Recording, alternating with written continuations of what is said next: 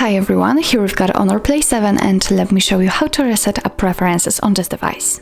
So first of all we have to enter the settings, and now let's scroll to the very bottom and find the system. Now let's tap on the reset options, and as you can see on the second position we've got reset app preferences option, so let's enter.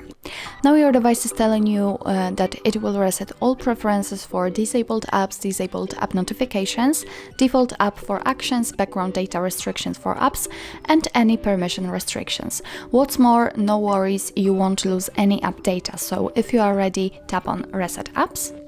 And actually, that's all. This is how to reset app preferences in your Honor Play 7.